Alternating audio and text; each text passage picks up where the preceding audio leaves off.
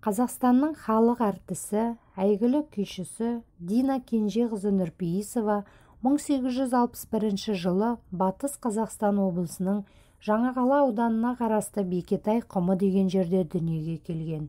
Әкесі белгілі домбырашы адам болған.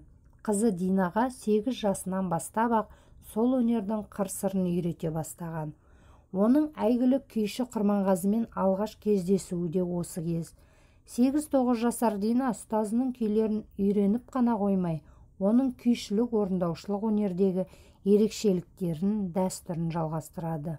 Дина ата-ана шаңырағында бұлаңдап өскен жас кезінің өзінде-ақ Дәулеткерей, Байжұма, Баламайсаң сияқты атақты күйшілердің күйін нәсіне келтіре тартып, айналасындағылар оны домбырашы қыз деп атаған.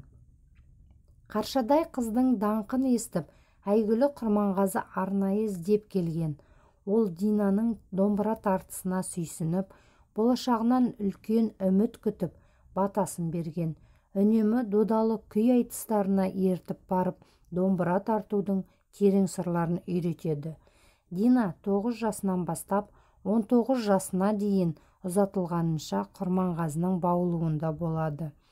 Динаның алғашқы көрген перзенті Нұрпейіс 14 жасында қайтыс болады.